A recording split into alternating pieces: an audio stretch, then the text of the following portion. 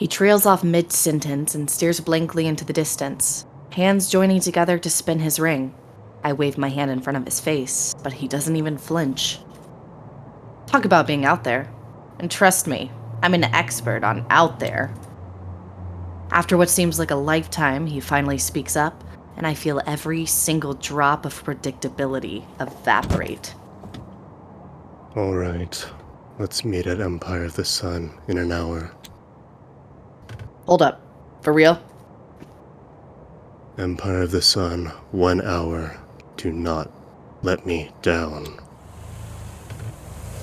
And before I even have a chance to say anything, like maybe thanks or crack a joke, he turns on his heel, hops into his perfectly serviceable vehicle, and drives off into the night. I feel right at home all alone, and without anyone breathing down my neck. Surprisingly, to myself, and probably to Pradraic as well, I have no intention of bailing, not when there's a solid lead waiting for me at Sunny's. But then again, the night is young, lit up and gorgeous, and I'm alone in the city, and never sleeps. Why not enjoy the scenic route?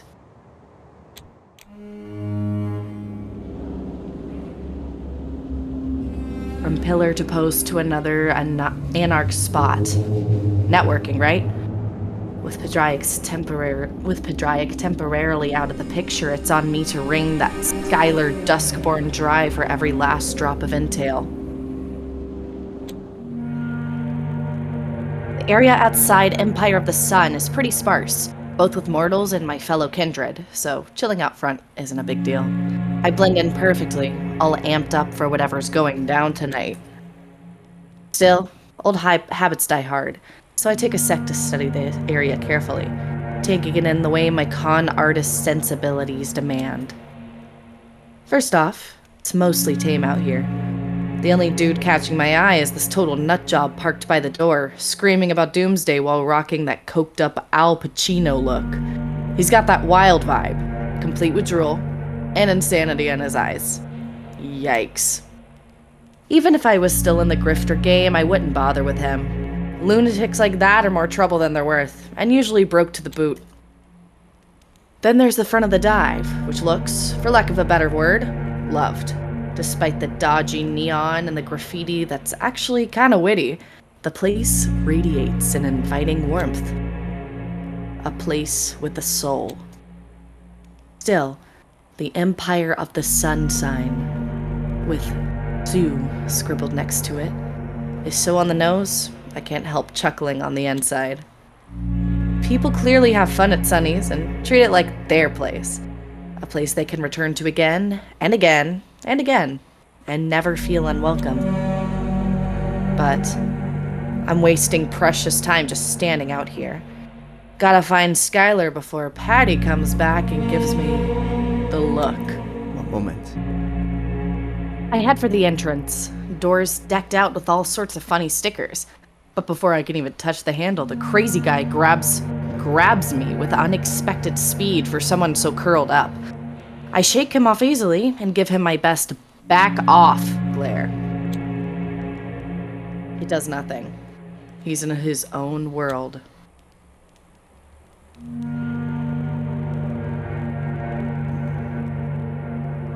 Panda, go for it. Oh, it's coming! The reckoning is upon us. The signs!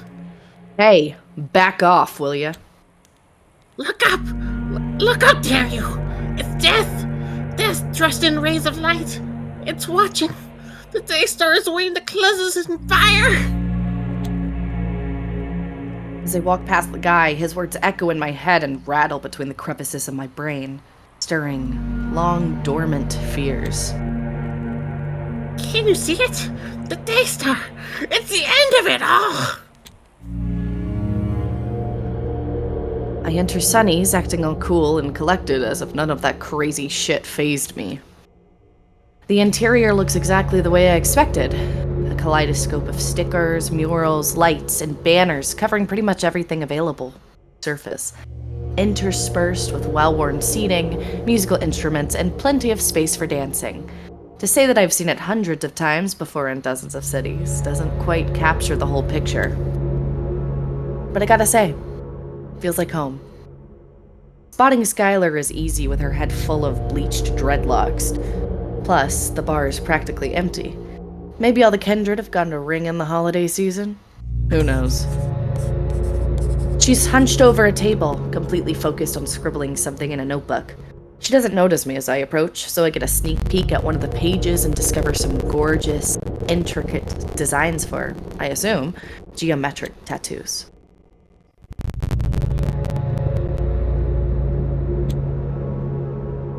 Wow, those are dope. You ink people up? I plop down right next to her, shaking her out of her reverie. She gives me a confused stare. Yeah, I mean, it's kind of my whole gig. Tough finding clients at night, huh? You could say that. Her eyes narrow on me, to which I respond with my brightest grin. Can I help you or something? Mato said you might be able to. Name's Callie. I'm looking for Reynard Castle. Never heard of him. So, if that's all... And where do you think you're going? I grab her by the collar as gently as I can and ease her back down. She resists a little, but let's be honest, a thin blood has nothing on a well-fed kindred. I keep her down easily, but my grin widens in a manner that is, hopefully, just a little bit threatening. I usually favor dodging conflict over sparking it, but this time my impulses steer me towards chaos, and I let the flood take me like a ship on the windswept sea. Let go of me. Answer my questions then. Reynard Castle. Where is he? Look, I really don't know any Reynard Castle or whatever, okay? Really? Playing dumb? Do I look like I'm here for games? Cut the shit and talk. I have nothing to say, you bitch. Let me go or I'll start screaming.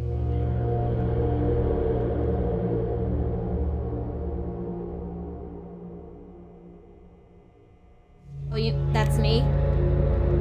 No, it's Callie.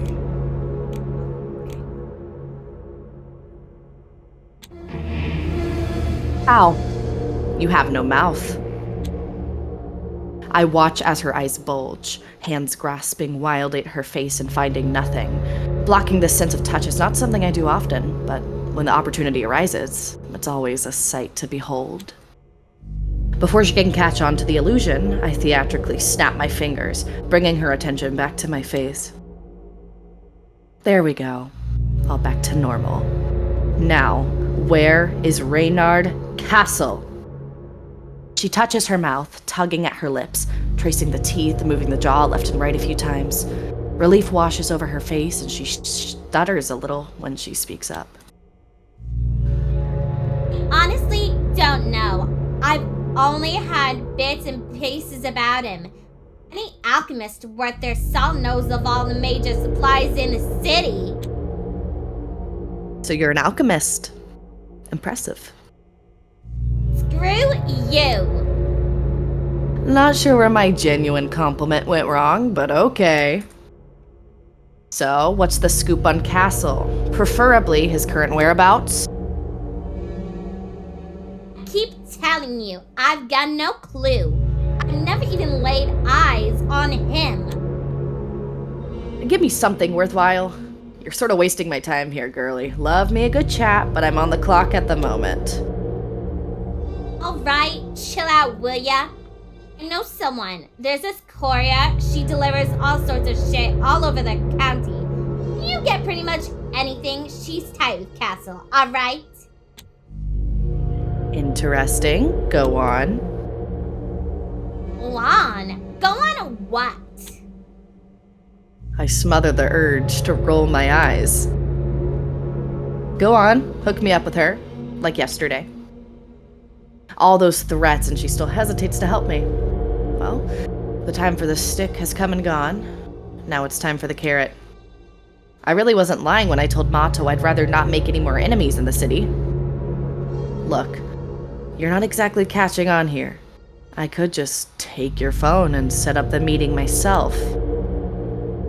But I'm feeling generous, so I'm asking you. Politely, I might add. You call that polite?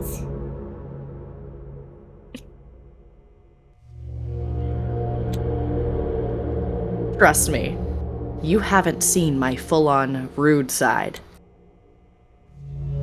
I'll even sweeten the pot, alright? You set me a meeting with that courier of yours, and I'll clue you in on where I stash my goods. Her ears perk up a little, but she still eyes me with great suspicion. What goods are we talking about? I flash her a reassuring grin, and though she recoils a little, her attempt at nonchalance fails miserably. Blood stashes, obviously. Top quality. Best variety. All your little alchemist heart might possibly desire. Deal? I reach out my hand, pausing to give her the space to decide before I'm forced to make the decision for her.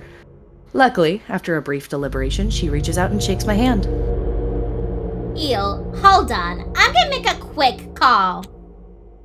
I nod and relax, keeping her in sight if she wanders over to the stage area and takes out her phone. I feel a twinge of guilt over how I treated her. Maybe I should have started off with that whole blood stash thing. Yeah, well, I'm not exactly a planner, am I?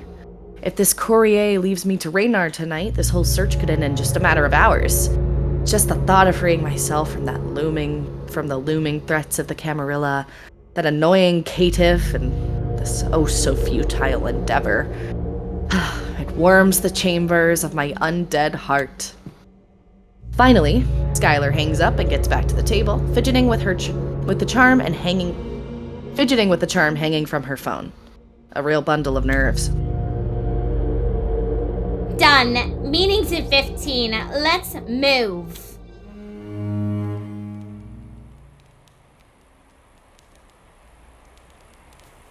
When it blazes brightest, we'll all be judged. A gentle snowfall greets me outside, gracefully covering the dirty sidewalks in a layer of pristine white and dusting the occasional pedestrian with soft, fleeting crowns. Skylar winces at the screams of the madman and brushes off the fallen snow. I, on the other hand, let it settle on my hair undisturbed. Snow never bothered me anyway. So, who are we meeting exactly? And where? The moment she opens her mouth, the perfectly serviceable vehicle cuts the corner with Pradraic hunched over the steering wheel, a roiling storm cloud on his face. He pulls up carelessly and lunges towards Sunny's before noticing Skylar and me. He pauses, face scrunching in confusion. He seems genuinely surprised to see me, and I'm suspended somewhere between feeling smug for defying his expectations, exasperated that he has so little faith in my word, and slightly regretful. I never even attempted to flee, if only to gauge his reaction. Sadly, he regains his composure before I can tease him about it. You're here. That's good.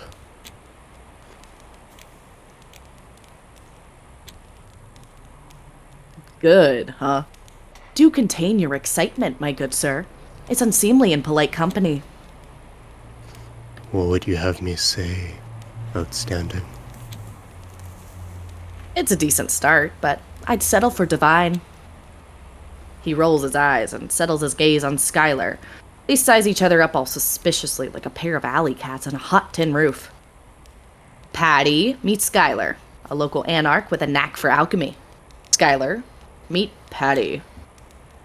It's Pradraic, actually. Pleased to meet you, Skylar. Yeah, alright, you super formal goof. Skylar nods at him curtly. I can see the apprehension in her eyes, so I step in, hoping to keep our fragile truce. Don't stress out too much. Pradraic might be a bit uptight, but he's alright. He's just here to offer us a lift, that's all. I am? Yep. I see. Skylar's eyes jump between Pradraic and me, but in the end, he just seems to give up on caution. Maybe the prospect of a ripe blood stash is keeping her on her track. We need to get moving. The main place ain't far. But, well, night couriers aren't known for their patience. Let's hustle. A night courier, huh? Interesting. Who is this particular courier, exactly? She shrugs, making her way towards the caitiff's ride. No, I only know her by the handle. And she always wears a helmet, so...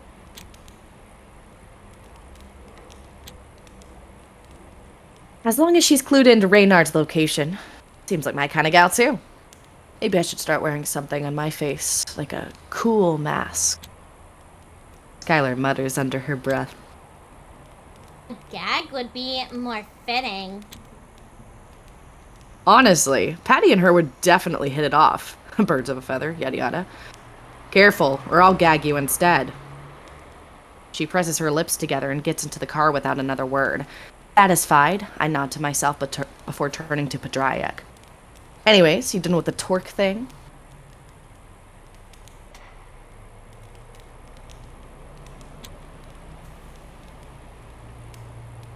Yes. His speedy response is slightly suspicious. I narrow my eyes and judge him openly, but he is completely unfazed. More importantly, what's that all about, a night courier? I smile at him mischievously, fling the passenger door open, and there it is. Pradraic's audible sigh. He's really fond of his mortal reactions to my antics. Voices of the angel. They seep poison into your ears. Heed not. Oh, heed not their honeyed words. The sudden commotion alerts me, and I'm instantly ready to pounce. This loony from before is kneeling before Pradraic, clutching at the hem of his pants with his head thrown back and misted-over eyes staring blankly into the night sky. He stopped screaming, but his lips quiver with faint whispers that fade into the air like smoke. Dream not in your slumber, for the day star will seal its truth onto your whole being. I sigh and roll my eyes, ready to toss a quip about attracting. But then I notice that Pradraic has not moved an inch. He's staring motionlessly into the man's eyes, completely frozen aside from his hand, fingers twitching wildly, spinning the dice ring. He's been fidgeting like that a lot, actually, now that I'm paying attention. Pradraic, you okay there, buddy? No answer. The catatonic madman falls over into the snow as I approach and gently free Pradraic from his grasp. Pradraic? Talk to me. What's going on? Suddenly, my hand stops.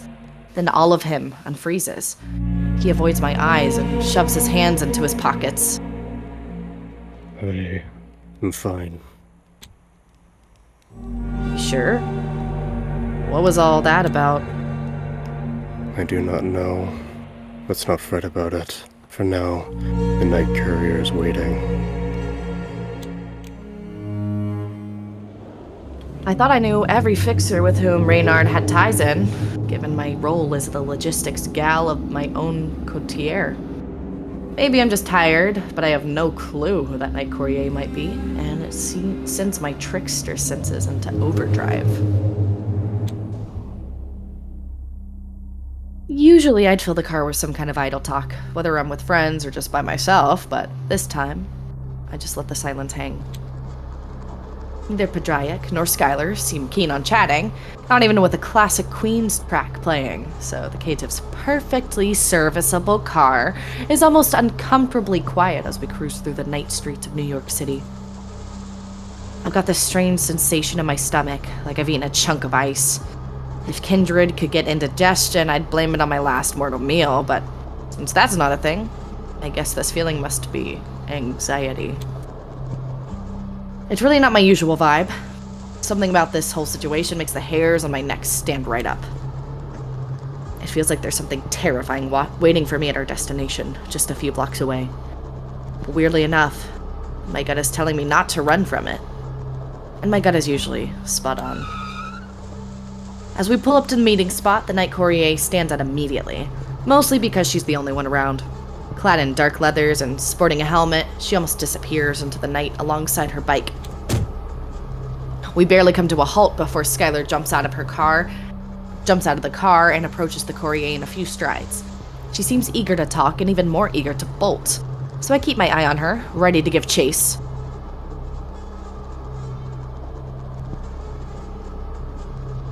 She looks like she might make a run for it. It's not even a question. I shoot a quick glance his way and catch him looking at Skylar just as intently as I am.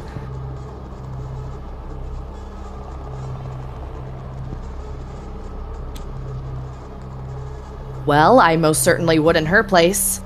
The real question is whether she's willing to sacrifice access to my stash for that chance. And she seemed pretty keen to get her hands on it. I see. Well, let's hope her interest hasn't waned, then. The moment Skylar pivots and heads our way, we cut the chatter and step out of the car. 5 minutes. That's all I could get for you. Spend it well. Her hand reaches out to me in a gesture that feels overly formal.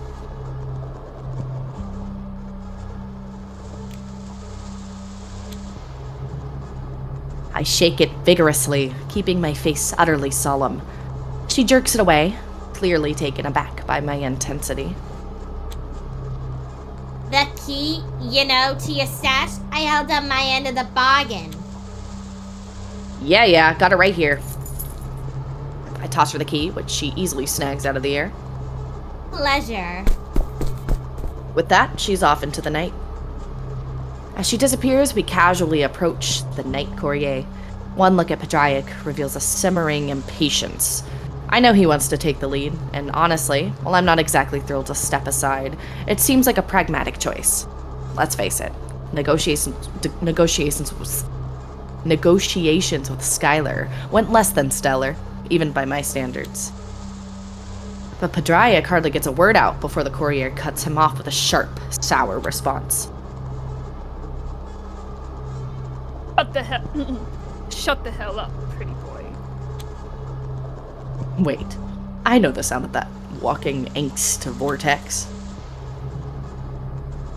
Elie, the fuck did you get yourself into this time?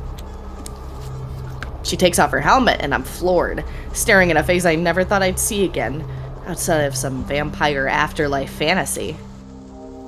Jess? Holy shit. Is that actually you? Is this why you dragged my ass over here? The star in this shitty high school reunion? Prickly as ever. I'm dying to give her a hug, but her thundercloud of a face screams, "Back the fuck off." I settle for an awkward pat on the shoulder. Yeah, to introduce me.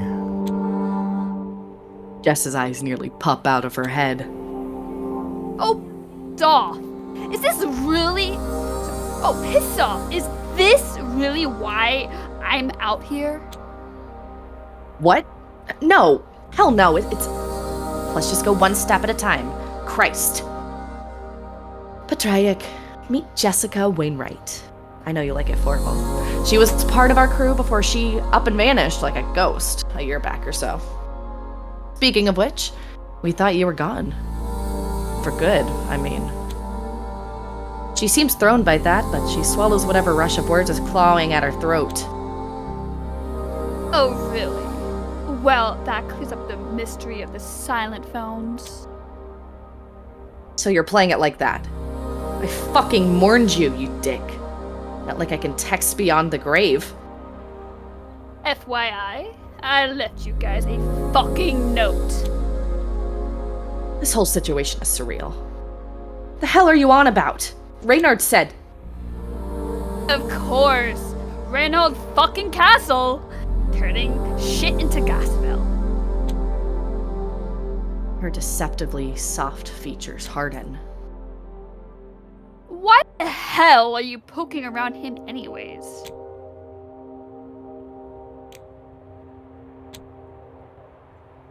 Clearly it's my idea of fun. Why do you think? He's off the grid and now I'm neck deep in shit because the Camarilla wants him found. Right. And who's this charmer? I'm essentially the raft keeping her afloat in the cesspool she's plunged into. Not gonna lie, I jump up a little. I sort of forgot he was even there. I still toss him a wounded look and pout a little while Jess lets out a hearty laugh. So I'm surfing this wave of horseshit with you? Oh, you filthy, filthy lifeline. The sheriff had him shadow me. I swear, he's useful sometimes. Maybe it's the pretty yet infinitely punchable face that does it.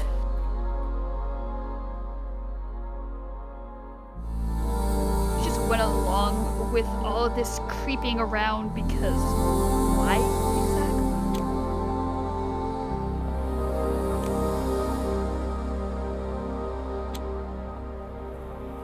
You see, with 2025 right around the corner, I'm exploring my personality a bit. Plus, there was this whole get decapitated by the sheriff's blade thing hanging over my neck. So yeah, I chose the lesser of the two shit shows. She's clearly not amused. Stepping outside the gang has really changed her vibe. Hell, we used to get along swimmingly back when we were cramped in that RV together. Maybe a bit of real talk is what I need to melt that ice. I drop my voice as if I'm letting her in on a deep, dark secret. Truth be told, there's gotta be something bigger at play with this whole mess. You hear me?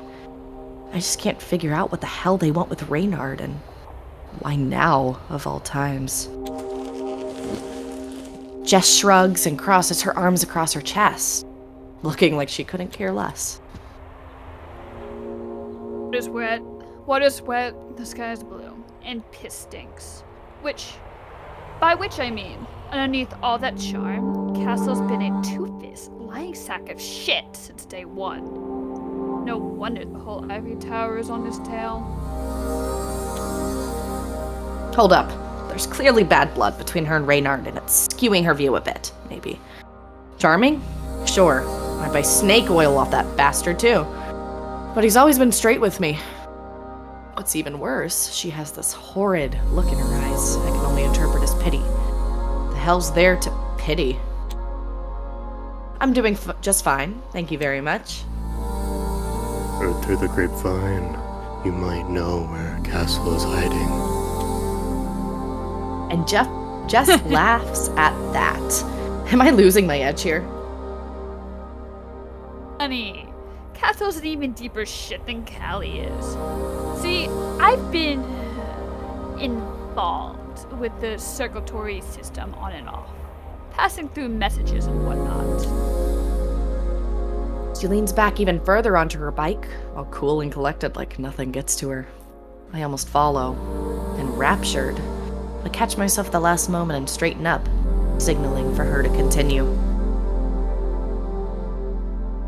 Castle shot right up to the top of their shit list just a couple of nights back, based on some fresh intel they got from who knows where.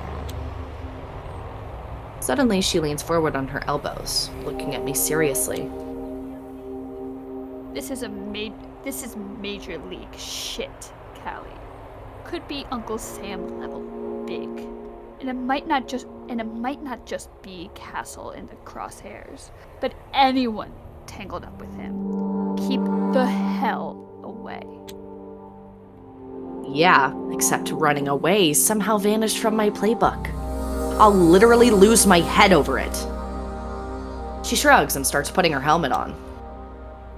It's your problem, not mine. I bailed on that clusterfuck of a siren for a reason. And life's been pretty beautiful ever since. Good fucking luck, though. Pause for dramatic effect. And don't bother calling me again. And she's gone. Just an engine roar fading into the night. Right back at ya, bitch! Without looking Pradraic, I let out an awkward laugh and kicked some loose stones. She's quite something. How are you holding up?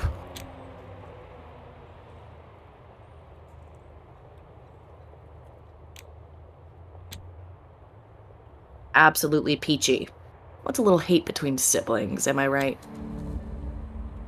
So, the circulatory system, huh? What's your take?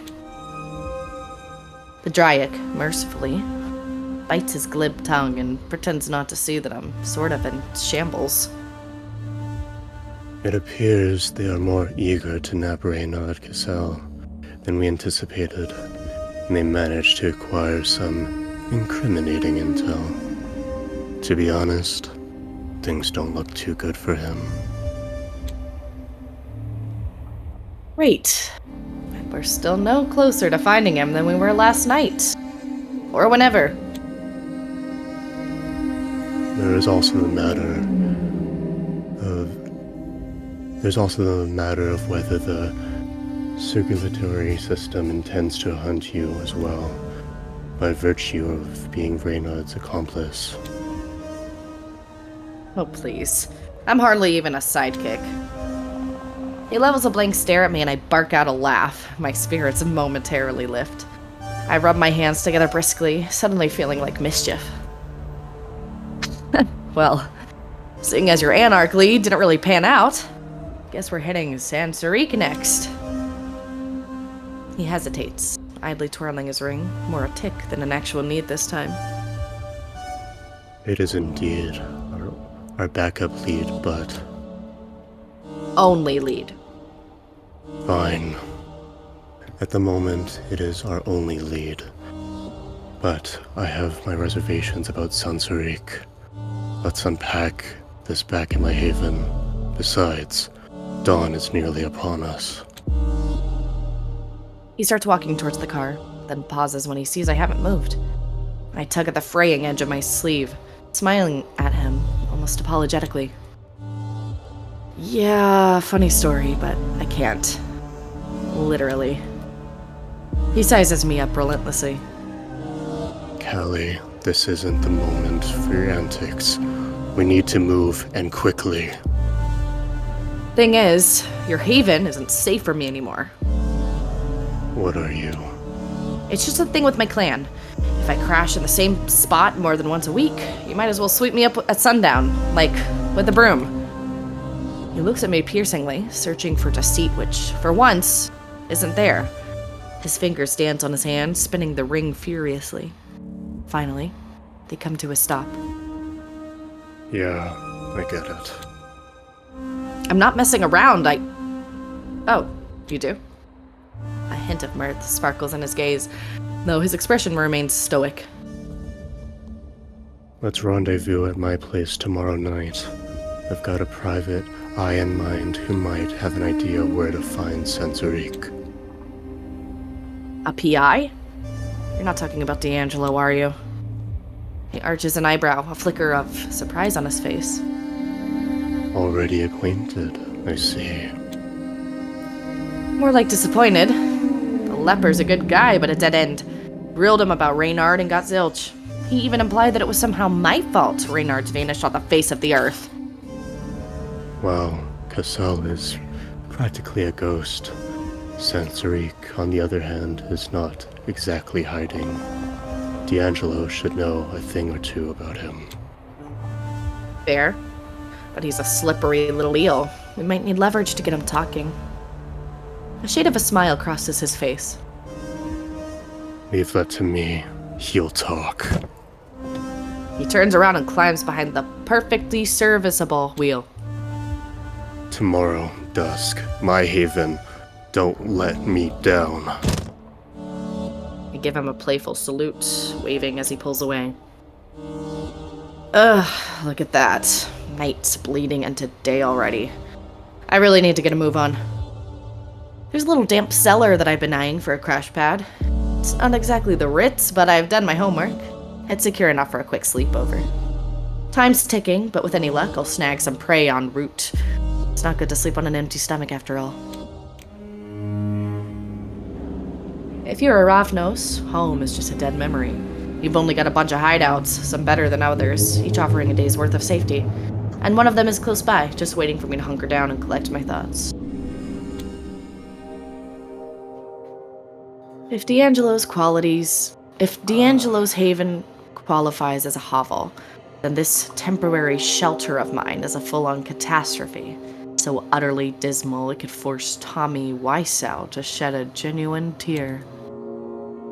Mold is practically redecorating the ceiling. And let's not start on the bed, a suspiciously damp mattress that leaks some extra sus fluid onto the floor with each squeeze. Oh god. Home, sweet fucking home. But hey, at least it's pretty secure. There's zero chance of sunlight sneaking in here.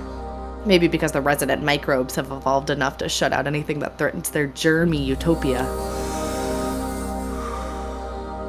I sprawl out on the lumpy mattress and sulk over my dead Walkman, cursing myself for not getting spare batteries. When Reynard pulled that thing out, I legit thought he was going to wiretap me. But turns out, he was just giving me a piece of his past, a little gift from the better times or whatever. Honestly, as if I needed another thing to play my tunes. Our gang is not as uptight about going online as the tower, so we just stream like everyone else. But I kinda get hooked, especially with the mountain of old cassettes crammed into the glove box. Digging through my belt bag in search of entertainment yields only the wooden stake that almost pierced my heart the night before. Shit. Almost feels like another lifetime. But the stake sends my thoughts drifting to Pradraic. I'm pretty conflicted, to be honest. Can I trust him? He seems to be on my side, caring even, but there's something off about him. Something unsettling. I can't put my fingers on it. It doesn't help that he changes the length of my leash for no rhyme or reason. His mood swings faster than the San Francisco weather. It's so annoying that he's now indispensable to my survival. Except for tonight. He was anything but. Still, he introduced me to Motto. My gut's screaming that this is going to be a game changer for navigating the city, maybe even beyond. Skylar, not so much. And Jess... yeah, I'll hold off poking on that sore spot for a bit longer. At least until I shake off the dark sleep that's clawing at me. Eager, suffocating, steadily pulling me into the abyss.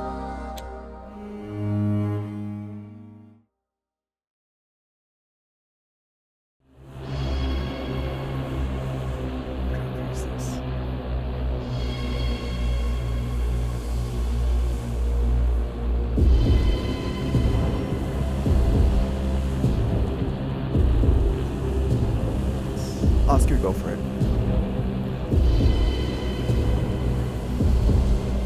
I would say I've been more than considerate. He responds with silence, and that unnervingly calm, icy stare that could easily drive one to the brink of madness. It's a weapon she's honed to perfection. I thought I'd be used to it by now, but it slices through me as viciously as the first time. How long has it been now? 5, 6 months. Half a year trapped in this endless spin of justifications, half-truths, and unfulfilled promises, constantly veered off the course. Despite her alleged interest in my unique condition, despite her shared thirst for answers, despite the growing urgency, the resolution to my dilemma always hovers just beyond my grasp. Still, she is the first kindred to make me believe she could truly grant me reprieve.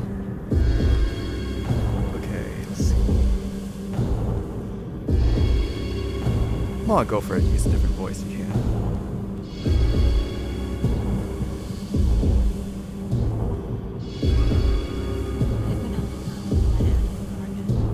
Not once have I raised objections. Can you raise your gain a bit? I have been holding up my end of the bargain. Not once have I raised objections. Not once have I strayed from our agreement. I'm not one of your puppets, Tra. I thought I made my stance equivocally clear.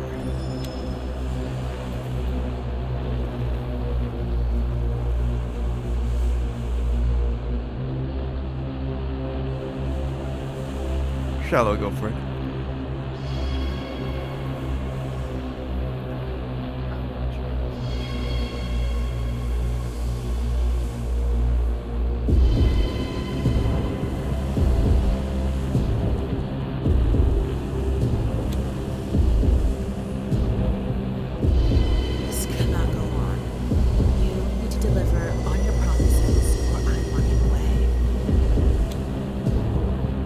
cracks a smile, as stunning as it is rare, like a dragon flashing its fangs. It suits her, given her true nature. Rain.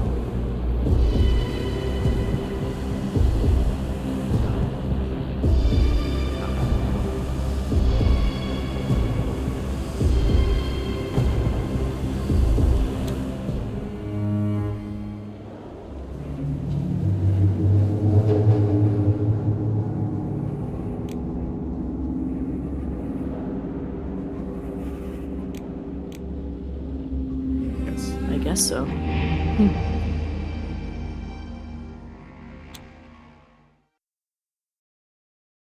5 nights till New Year. It's painfully obvious Pradraic never believed I'd actually turn up for the meeting. I catch him off guard in front of his haven. He leans against the door, absent-mindedly and yet anxiously, spinning his ring while scanning his surroundings. And the seconds when he looks away, I creep up quietly and casually, relishing the oncoming surprise.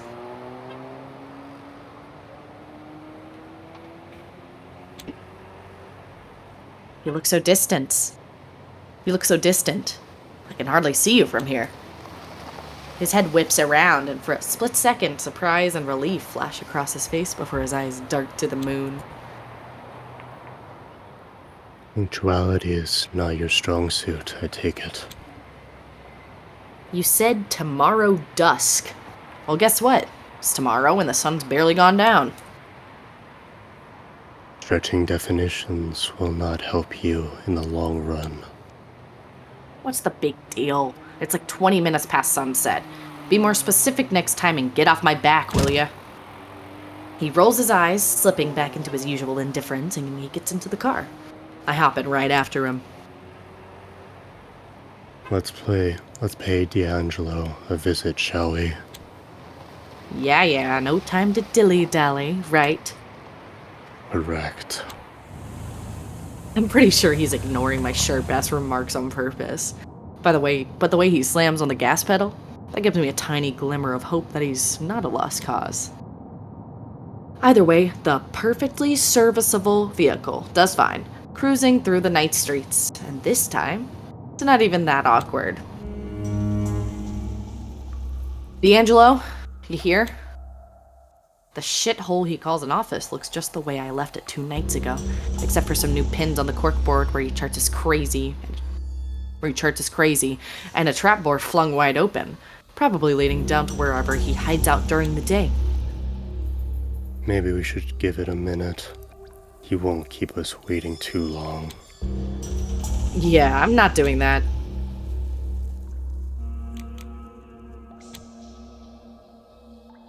Come out, you useless gumshoe! Where are you at? Pradraic is too damn polite to facepalm, but I can see he's itching to. D'Angelo squints at me as he emerges from beneath the floor. Callie, a pleasure. I hope. I eye him suspiciously at that all-too-casual slip of the tongue. Am I ever not? Please, don't make me answer that. As D'Angelo turns to Pradraic, I catch a hint of a smirk tugging the corner of his mouth. Yanni. Pradraic, looks like you're still losing your head. Just not literally, huh? Indeed, the sheriff is yet to relieve me of my cranial burden. But worry not. There is still time until the new year. He might yet win that little bet of ours. I probably shouldn't pry, given the fact that my own neck is on the line here, but... there's treasure. There's a treasure trove of relationship to dig into here. Anyway, I came here too.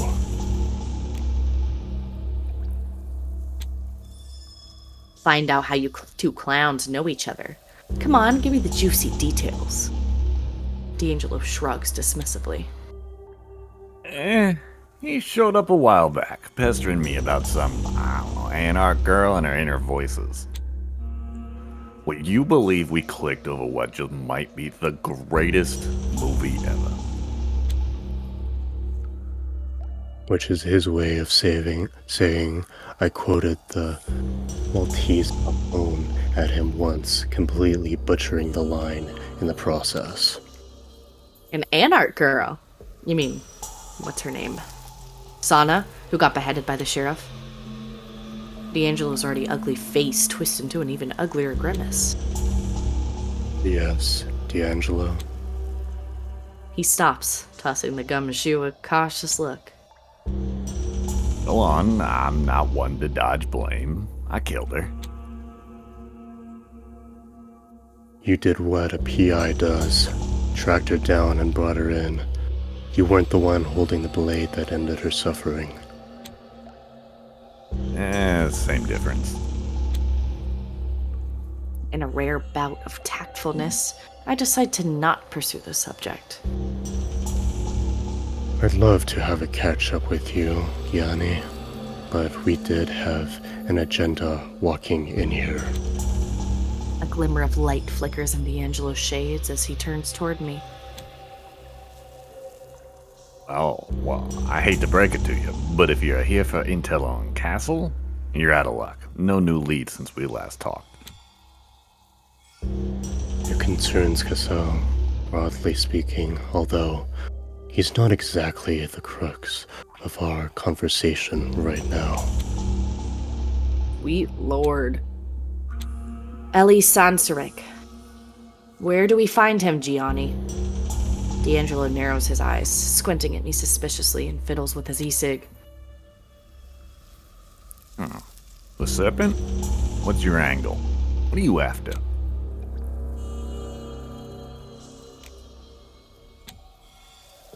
What's it to ya?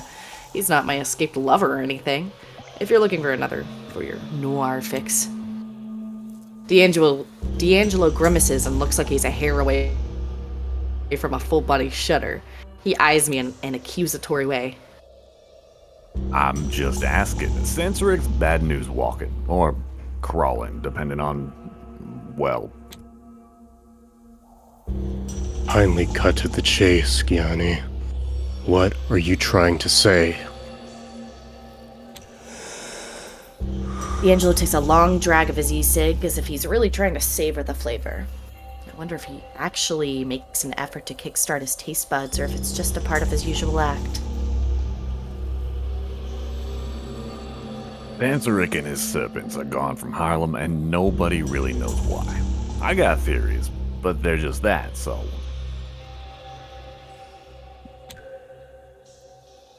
How very cloak and dagger of you. She said with distaste. But Gianni D'Angelo knew she was only venting her frustrations on him. D'Angelo cracks one of his tight-lipped smiles, and I instantly want to choke the unliving shit out of him. Thankfully, Pradraic jumps in at that very moment.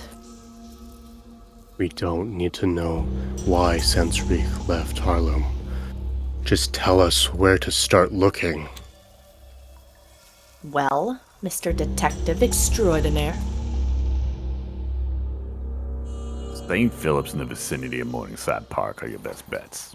They're not far from each other. You might just dig something up there. Thank you, D'Angelo. Those are solid leads. Ah, the faint whiff of sincerity in your bullshit makes it almost charming. I know why they're not quite the Glengarry leads you're after, but hey, on these nights, beggars can't be choosers. So, is this intel gonna cost me the usual 2 blood bags?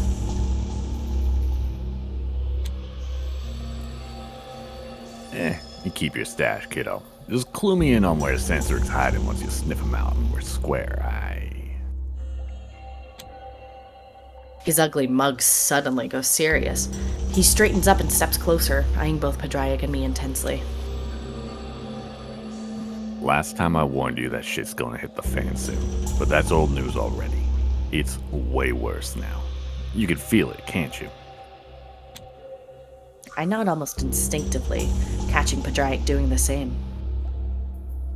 I'm bailing earlier than planned, and I strongly advise you to consider doing the same. And I won't sugarcoat it. I could use a lift, and you could use some level-headed advice on the road.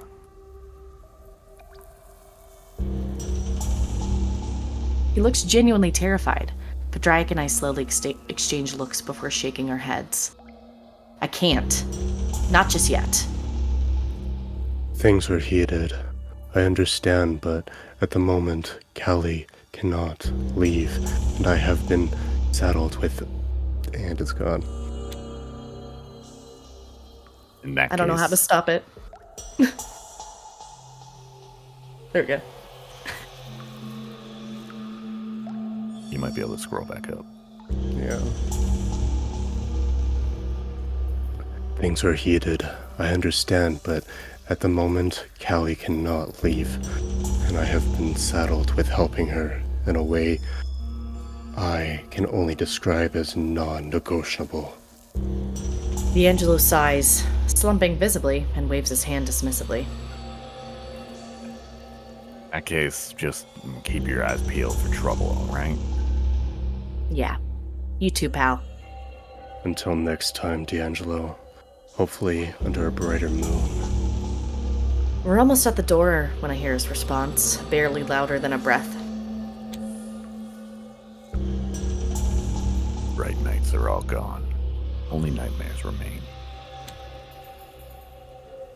I should write that down. Pradraic and I come to a stop in front of the perfectly serviceable vehicle. We should. Now, I already know the crap you're gonna dish out. No splitting up, Callie. I can't fully trust you yet, Callie. But listen, it's late as hell already, so we gotta hustle. If we both go chasing Sansarik in the same spot, or we're gonna catch a sunrise. We gotta divide and conquer. I concur. See, I knew you'd. Hold up, what do you mean you concur? A subtle smirk plays at the corner of his mouth before he reins it in. I agree that we have too much ground to cover, and since you kept your word and didn't flee last time, I'm giving you the benefit of the doubt once more. I just stare at him, confused as hell, before erupting into laughter. I don't recognize you, man. Where's Stick Up the Ass Patty? Who's this loose cannon they replaced him with? Pradraic twitches briefly, his smile disappearing without a trace and fingers crawling towards the ring don't slip by notice.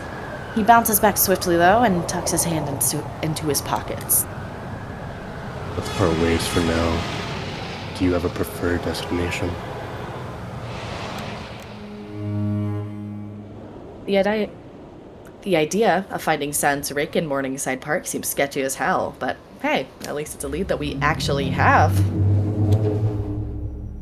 I hop out of Pradraic's car at the edge of Morningside Park, and he speeds off towards the church to search for signs of Sansarik. From this vantage point, there's nothing particularly poetic about the park. The absurd number of stairs scattered about could inspire some lines, though. But at the end of the night, a park is just a park, which really makes me wonder what the hell a group of radical kindred would be doing here in the first place. I don't know much about Sansarik, just the scraps I picked up. He's the most powerful snake in New York, keeping the ministry in a real iron grip. An aggressive, territorial asshole. No wonder Reynard had a sort of twisted respect for the guy. As for their dealings, I can't say much either. Only that they were infrequent, costly, and involved stuff way beyond our regular inventory. Yeah, right, and I'm just the logistics gal, my ass. But no matter, I've gotta comb through this entire park anyway, tree by tree, snowflake by snowflake. The search quickly turns into a boring slog. I miss the high-stakes cons I used to run with Reynard. I miss the sketchy deals in those creepy, deserted parking lots. Hell, even blowing sand out of my nose at festivals was more thrilling than this endless sea of snow and trees. And guess what? Sansarik is definitely not here. No trace of him whatsoever. I'm about to throw in the towel and drag my ass back to the rendezvous point when the wind brings the faint sound of a distant conversation to my ears. I turn around and quietly follow the noise. I spot them just a minute later. Kindred snooping around, clearly on the lookout for something.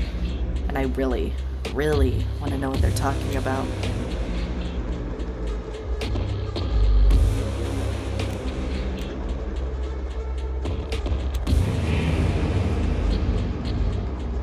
The snow crunches underfoot, a sure sign it's cold out. Not that I can feel it, but you pick up the clues over time. However, my footsteps just will not do. I concentrate, dampening the sounds around me, engulfing them in a blanket of silence, making my gait quieter than a whisper. Then, I move.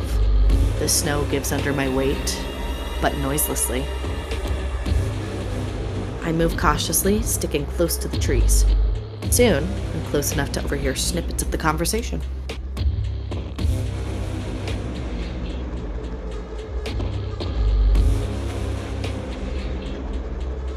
Damn, I was really hoping we'd catch Sansarik here. But the asshole turned into a snake and held up somewhere underground. Can serpents even do that? Hand up. Wait, from where? From Dam or? Fuck if I know. Fuck if I know. No sign of that raven trickster either. Think we should wrap it up?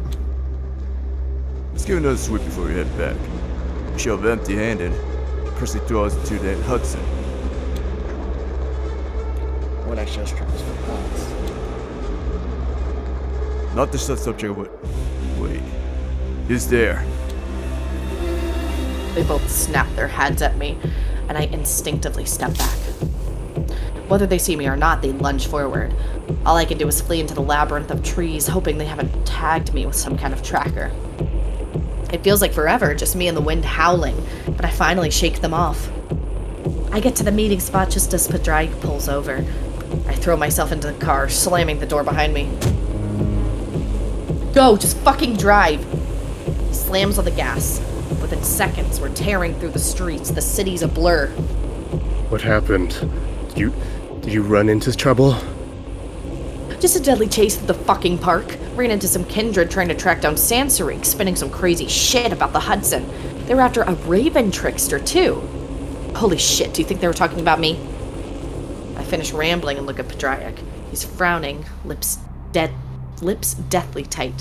One hand white-knuckling the steering wheel, the other nervously spinning the dice ring. He's so lost in thought that he doesn't even respond, and I snap, a little bit surprised by my own near irritation. Hey, did you even hear me? Yes, sorry. I don't know. I'm just glad they did not catch you. He's so spaced out, I bet his thoughts aren't even on this hemisphere. I want to keep pestering him, but I realize he's driving with a purpose and I have no idea where we're heading. What the hell's happening? Where are we going? His shoulders finally drop a bit. He loosens his grip on the steering wheel. I found some recently deceased hunters in the crypt of St. Patrick's. One of them had this note on her. I squint at the horrible handwriting. Some wild numbers, coordinates most likely, then a description. Black, yellow eyes, highly aggressive, exercise extreme caution. Well, it certainly screams Sansarik, but what's the deal with these coordinates? They point to North Brother Island. It's the East River, a fairly bleak spot which fits the ministry of Atino that I think about it. That is where we are headed. Good. Just get me the fuck out of here.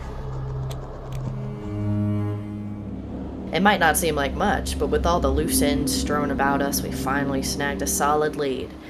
North Brother Island is not the liveliest spot, but hey, it's totally the ministry style if you ask me.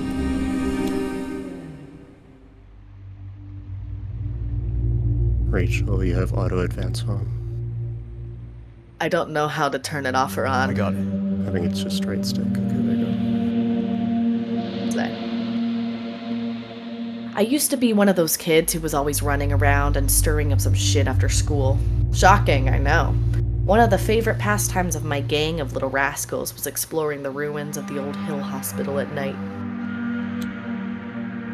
Well, Exploring may be a bit of a stretch. We never actually got inside, just dared each other to stare into the windows for as long as we could. Usually, I was the last girl standing. But let me tell you, those hours after dusk in the fall, when every whisper of the wind, every rustle of the trees was multiplied by 100, they were torture. Now, kinda miss those days. So when Pradraic and I hit the wrecked pier of North Brother Island and see the derelict buildings nearby, I almost squeal with delight. Almost. The ambiance is pretty much ruined by the shiny new RIBs moored along the pier. Some of them have clearly been used in the last few hours, judging by the mud and melted snow on the seats. Just to make sure we're on the same page, what exactly is your connection to Sensorique?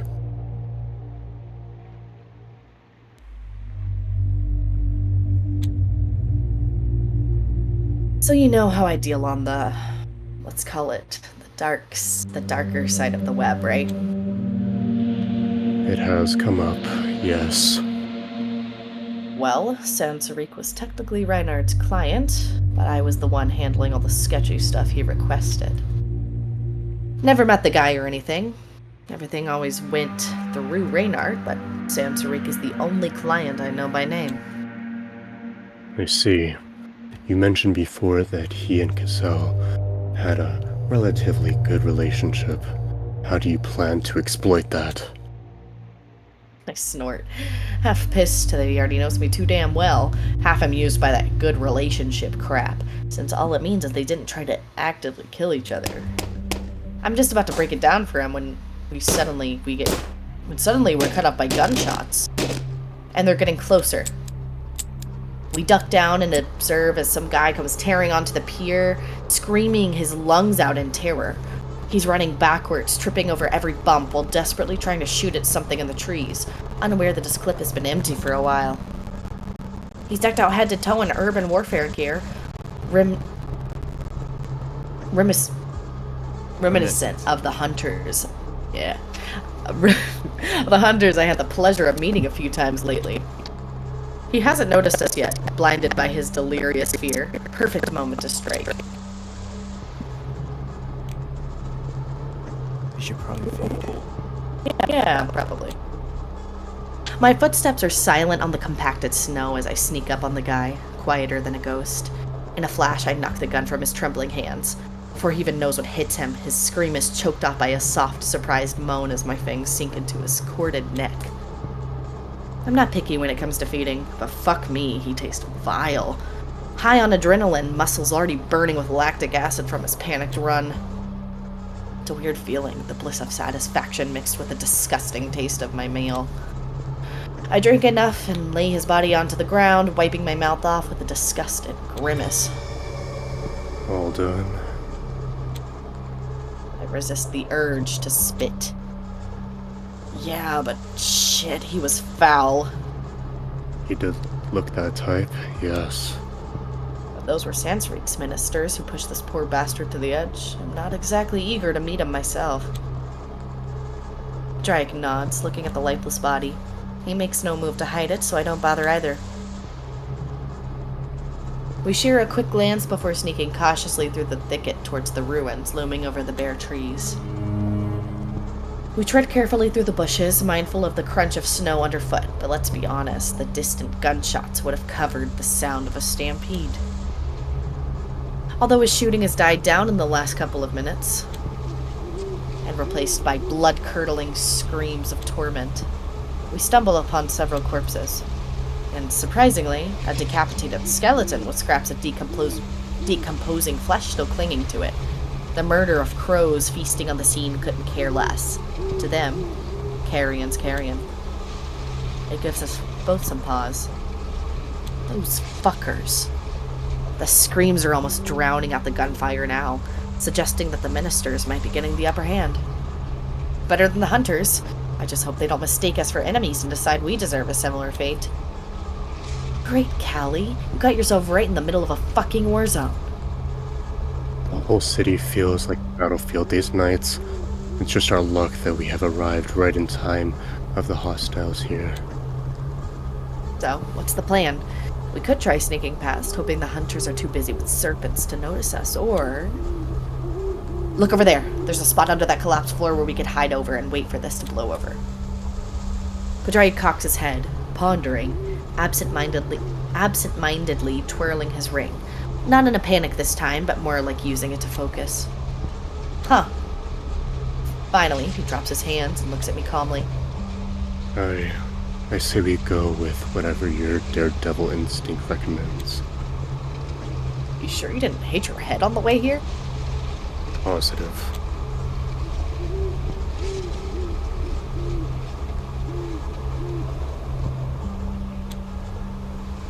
Well, let's kick some ass then. Maybe that'll score us a few points with Sansaric right off the bat. Pradraic nods and follows me as I kick down the door and enter the ruined building, every sense heightened as my vitae surges in anticipation of a fight. The floor is a jigsaw of body parts. You could probably piece together a few whole bodies from the mess if you were so inclined, but I left my glue gun in the RV. I walk over them carelessly, only half noticing the sickening crunch of bone under my boots. As we creep through the building, Pradraic suddenly stops and flashes 3 fingers at me. I press myself against the wall, tuning into the hunters in the next room. Pradraic slowly kicks a pebble to mimic footsteps. Fooled. 2 hunters burst out, shotguns at the ready, but with just a flick of his wrist, Pradraic has one hunter gunning down the other. Confusion watches over the shooter's face just before I rip his throat out. The last one starts freaking out, blasting his assault rifle everywhere, trying to shoot us down through the walls. I duck behind the doorframe and sneak a quick glance. He's alone, terrified, and the crows cawing outside the window are not helping him one bit. But let's be real. On this horror show, we are the monsters.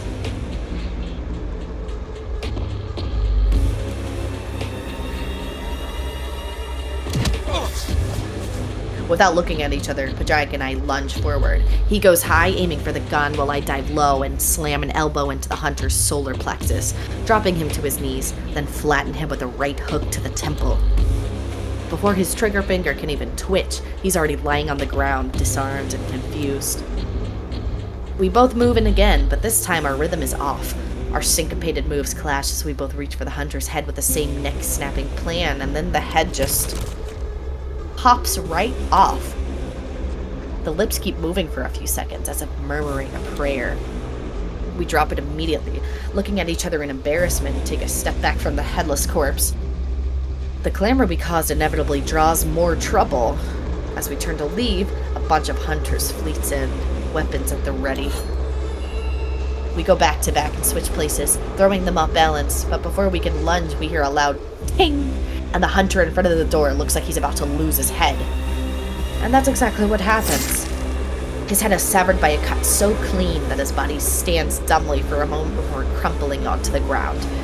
Behind stands a group of serpents, all decked out in leathers and gold, scary as fuck. For a split second, the room goes deathly quiet, and then all hell breaks loose. Pradraic and I hardly need to intervene. The hunters and serpents clash with each other. Gunshots echo, cries fill the air, and blood flows freely. It's all over in less than a minute, and the kindred, predictably, emerge victorious, leaving one last victim unscathed. The silence that falls is so oppressive that it almost buzzes in my ear. I start to think I've gone deaf, but I see Pradraic checking his ears, and I relax a little, relieved I'm not the only one so overwhelmed.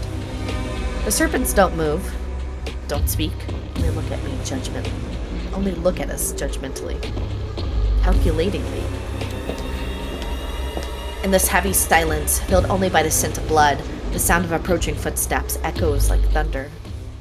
The man who enters the room is barely my height, but he carries himself with the grandeur of a king, the ruthless leader of his domain. Elie Sansaric, the most powerful snake himself. From the silence of his movements, it is instantly clear that his thunderous entrance was all for show, an intimidation, a warning. Magnanimously, he was giving the assailants a chance to flee in disgrace. Or letting them scatter for a more interesting hunt, more likely. Hell, I'm not sure why Pradraic and I just didn't bolt. The last remaining hunter tries frantically to crawl away, but he collapses under Sansarik's steel-capped boot. That's when I realize why the serpent is walking so oddly. He's dragging a dead hunter, impaled on the enormous claws protruding from his fingers. The body slides to the ground with a hollow thud. A kindred who seems to be his child? Second in command? Hands him a clean handkerchief, which he uses to wipe the blood off his hands, and then he promptly flings it onto the course. Standing over the whimpering hunter, he surveys the mortal with sheer disdain, then tilts his head to make direct eye contact with me. Oskar, go for it. Given you've been smeared with the blood of the cattle, I'm right to assume that you're not part of their pathetic assault? Try to make like a tough guy voice. Something less noble sounding. Gotcha. There is something to him, this youth pastor intensity, that prompts me to answer immediately and recklessly. Please, I've had enough bullshit from their crew already. No, we're siblings in arms here. Let us not get ahead of ourselves. I toss him a sour glance, making me look uncool in front of the battle pastor. Sansarik's gaze locks on me, unblinking, his posture rigid as a cobra's. His stare is so intense it almost makes me sweat. If I could sweat, that is. If I weren't so too damn used to pressure. I try to appear relaxed and confident when he lets out a short, sharp whistle. Instantly, two of his serpents lift the last hunter, propping his limp body into a standing position, but Sansarik doesn't spare him a glance. His eyes are fixed on me. He's been a real annoyance, this one. Quite the rogue, wouldn't you say? Of course you would. Why don't you teach him a lesson? Good. It's clearly not a real question, and the only acceptable response is a dutiful, yes, sir.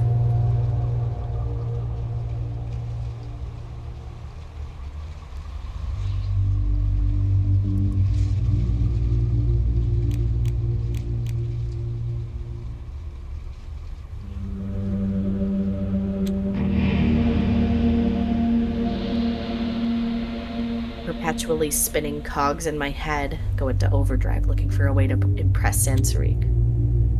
What do I know about him? He relishes a show of power, that's for sure, but in what flavor? Cruel? Formidable? I'm running out of time. I feel my excitement rising like the tide, and the itch to do something dangerous and reckless returns with suffocating strength. I singe the whimpering mortal by the hair and plunge my fangs deep into his neck, letting my power surge through me and into his flesh during our unholy communion.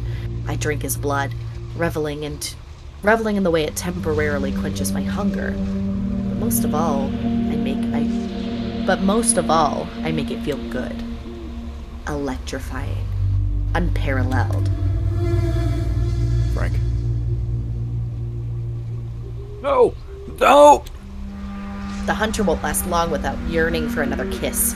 Just like a man stranded in the desert, he would beg, maim, kill for a drop of water. He would do anything. Everything to satisfy this overwhelming need for more. At least for a time. I detach myself from his neck and gently lower him to the ground, his eyes glazed and vacant. His hand trembles as it reaches for his throat, fingers tenderly brushing the bite mark with a mix of longing and astonishment. I step back, giving Sansarik a smug, expectant look. He gives a nod of amusement. Interesting idea. Make a hunter addicted to what he hates as much as he fears it. I nod, thankful for what I guess is a compliment. Sansarik's snake-like eyes finally shift from me to that pathetic pile of crap on the ground that used to be a proud hunter. But it's not enough. He approaches the hunter slowly, lazily, and then, with both hands, lifts the mortal off the ground by the shoulders. I watch from the sidelines as Sansarik's bearing changes completely. Gone is his relentless intensity, the danger, the zeal. His eyes look soft and sweet when he locks them with the hunter's and murmurs something into his ears, gently, as if soothing a frightened animal. I watch with increasing surprise as the hunter melts into Sansarik's arms and embraces him, sobbing into the crook of his neck and clawing desperately at his back. as if trying to draw him closer. It looks intimate, reverent, an encounter with the most beloved divine. Sansari carefully pulls away, ignoring the hunter's clinging hands, and fishes out a hand grenade from the hunter's gear. Return to your patron. Make him see the error of his ways. The hunter immediately gets up, feet unsteady, and limps away through the door into the cold darkness. His gait is awkward and clearly uncomfortable, because he doesn't, not even for a second, avert his worshipful eyes from Sansarik's face.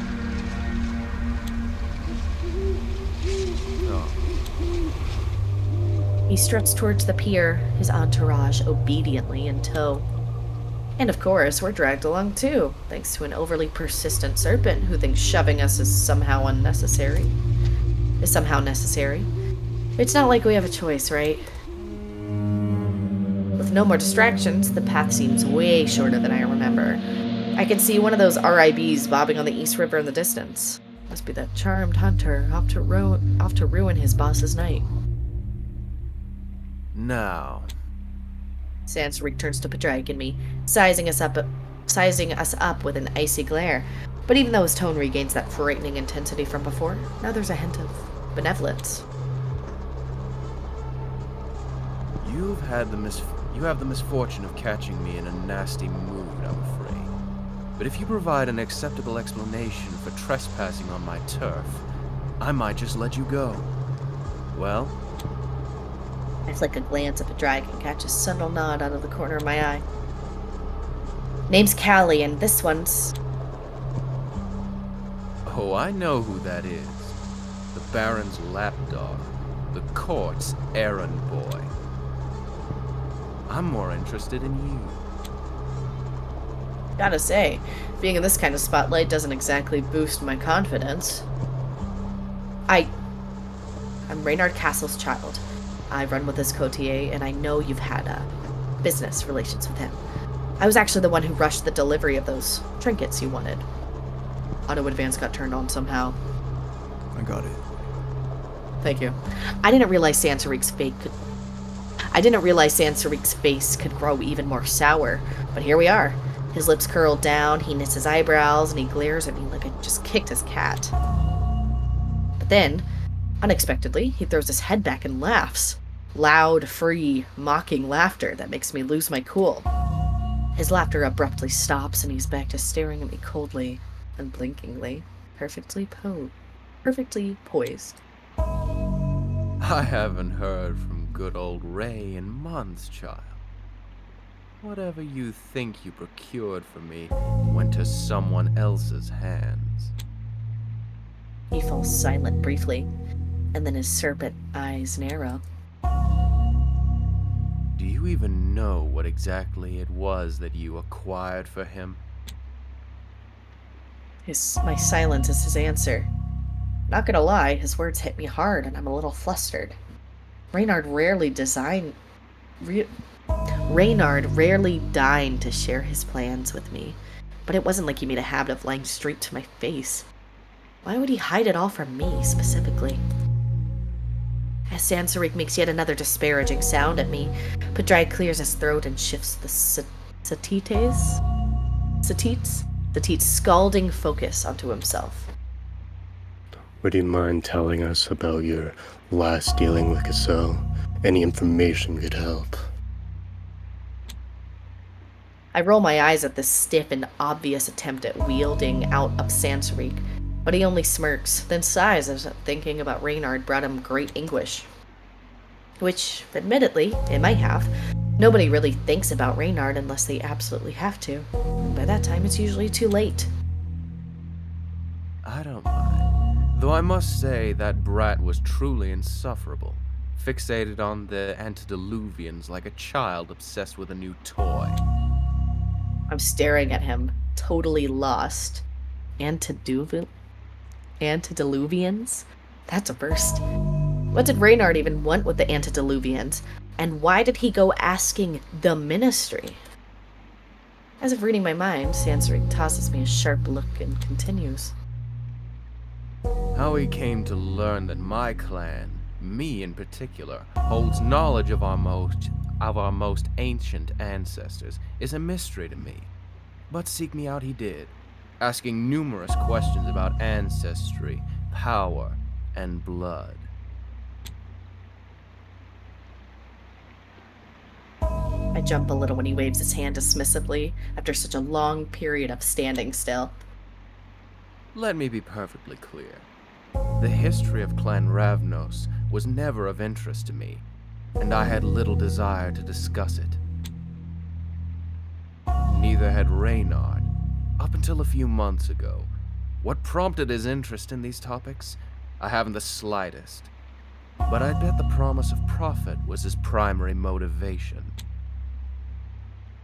What I will say, however, is that his focus on, how did you put it? Business relations waned significantly. That's news to me as well. As far as I know, it was pretty much business as usual all the fucking time. For the first time in our conversation, Sansarik's face twists into the picture of true savagery. No more pleasantness, exasperation, or hints of courtesy. Only anger, relentless and feral. Reynard Cassel has been slipping his promises. Oh, child of his, I am done graciously waiting for reparations. I sneak a look at Pradraic and see him nod at me encouragingly. So I collect all the broken and uncertain pieces of my mind, pieces of myself, and put them back together again. You can do it, Callie. Be charming, be careful, be calm. Never make promises, even those you intend to keep. I get it, so let me speak plainly. Reynard's missing. Whether he's gone for good or just lying low, I can't say. No one's been able to reach him. I think he's out there somewhere, hiding, but he's off the radar. You got your ear to the ground. Heard anything about Reynard in the last few nights? I have no interest in that brat in so much as the objects he swore to procure me. And since now I'm aware he had no hand in obtaining them, it's high time that I move on to greener pastures, don't you think? Especially since I know they intend to deliver, yes? Sansaric almost seems like he might lighten up with a wink, but no. His expression snaps back to its usual icy detachment as he leans forward slightly, his gaze as steady and chilling as a snake's. Reynard Cassell's meddles with powers beyond his ken. I wouldn't be surprised if this sudden uptick in hunter activity was linked to his actions in one way or another. I wait, hoping he'll elaborate on the strange and frankly insulting connection he's implying, but it seems he considers our discussion done. He straightens up and signals to his second-in-command, who quickly moves in to receive his whispered instructions. There's no way this can be all we take away from such a critical meeting. I catch Pradraic's eye and subtly move closer to him, ensuring our next words are shielded from any serpent ears. What's our next move? Sansaric's clueless about Reynard too. Your sire's messing with dangerous shit? Great, tell me something I don't know. What now? He hesitates briefly. Does it bother you that Cassell has been undermining you and raining on commitments that involve your work?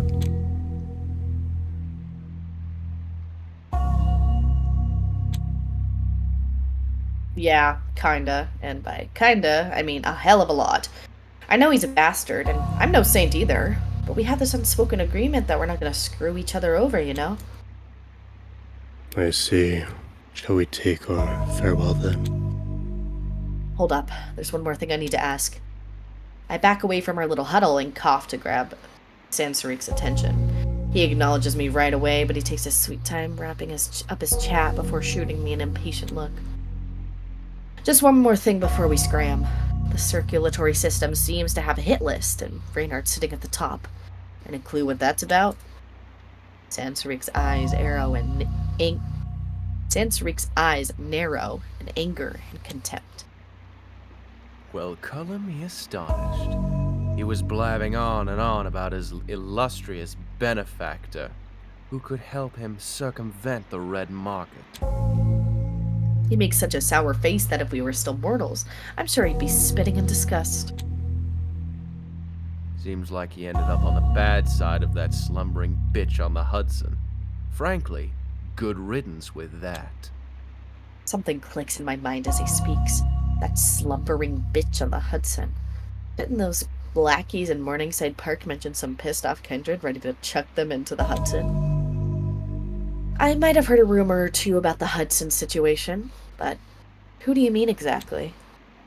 My attention remains fixed on Sansariq, but I can't ignore the abrupt, frantic motion of Pradraic violently spinning his damned ring.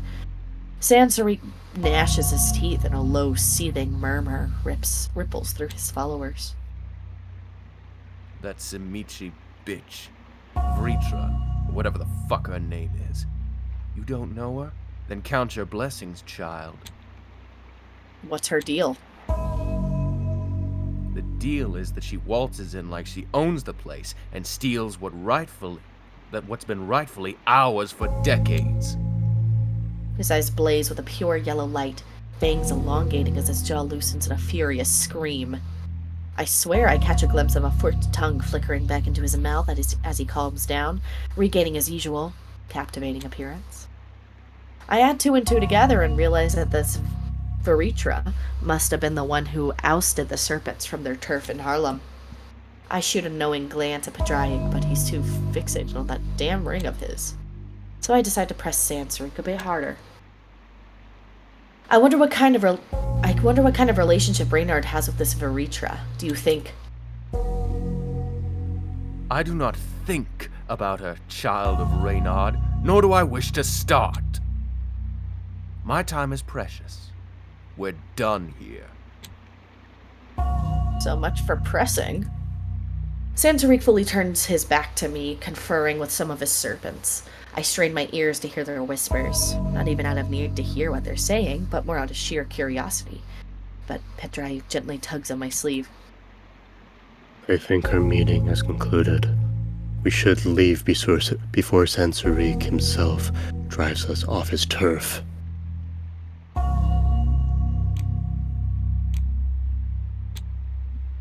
Well, that was a fucking waste of time. Well, at least we confirmed that Sansariq has nothing to do with Casel's disappearance. Let's discuss strategy once we're gone from this place. I nod, clear my throat loudly, and speak without waiting for Sansariq to face me. Thanks for not throwing us out on our asses sooner, Sansariq. And for the info, too. We'll get out of your hair now. I spin on my heel, but a stare halts me dead in my tracks. You should leave this city, child.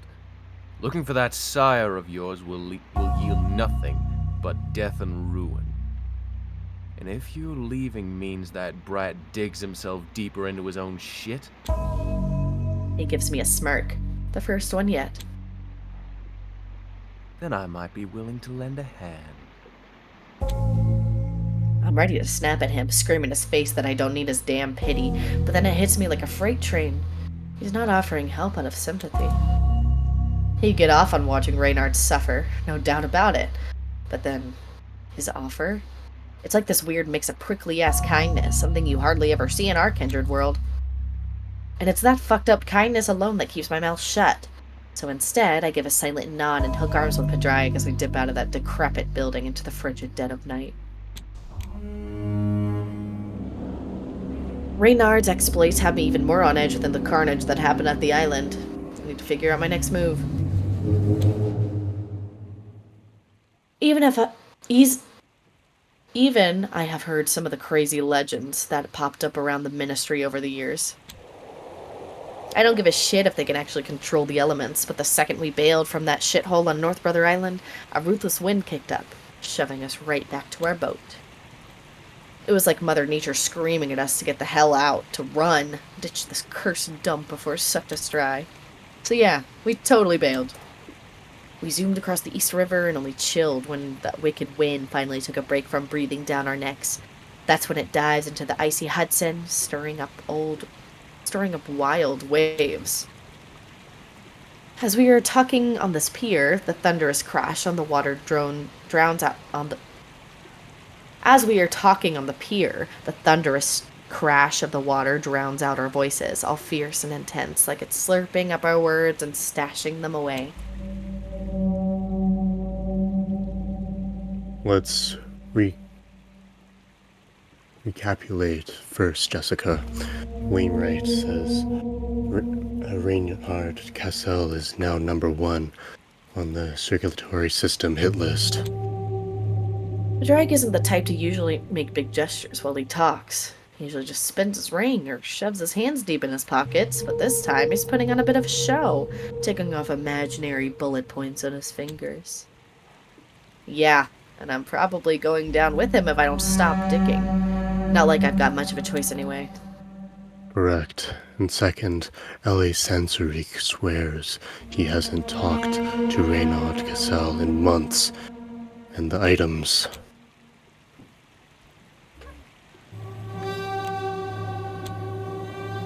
Yeah, items sounds about right. Right. The items you arranged for Sansaric through Cassel haven't shown up yet. Cassel has also developed a rather intense, almost obsessive interest in the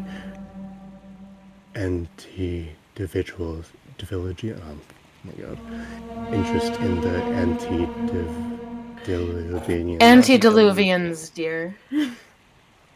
That was a hard one, to be fair.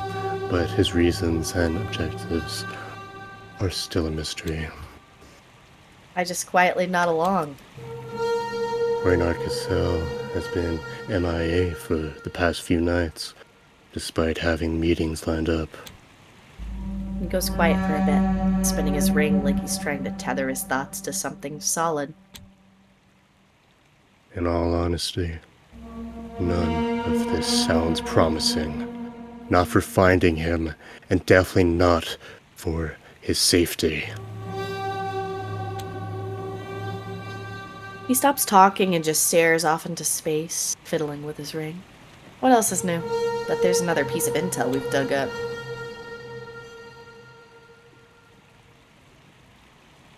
And there's that Timothy from the Hudson. Veritra, was it? Sansaric mentioned she's after Reynard. Don't know much about her, just that she's got some sort of show on the Hudson. We should definitely look into her. That ring of his is spinning faster now, and I somehow sense the Pradraic's about to piss me off with another load of bullshit. It hits me all of a sudden. He does that a lot, doesn't he? Spins that ring and then spouts nonsense or flips his stance. I'm not convinced that that's the smartest approach. What solid proof do we actually have that ties her to Cassel, aside from the rumblings of a disgruntled serpent? There we go. None. But then again, we don't have much of anything solid, so we might as well chase up what leads we do have, right? That makes sense. He keeps spinning his ring, his expression smoothing out like he's trying to straighten his thoughts. However, I think it might be better to focus our investigation on the circulatory system. Is this him being pragmatic, anxious, or maybe did he just spin the ring and let fate decide? Honestly, that feels way riskier than just chatting with one kindred. I can't believe I'm the one who wants to play it safe. There's no way he lets sheer chance guide his actions, right? Not Mr. Cool and Collected. It's gotta be something about Veritra herself. Is she really that intimidating? Are you scared of her? Well, Sansaric did imply that she single-handedly ousted his entire group out of Harlem. To be fair, he only suggested that she just does whatever she wants. And he's not a fan because she totally stepped on his toes. He turns away and spins his ring faster as yet another realization dawns on me. From what little I know, it's out of character It's out of character for Pradraic to be scared of someone he hasn't met. Hold on. Do you know her? Like, personally? I don't. Well, I've heard of her.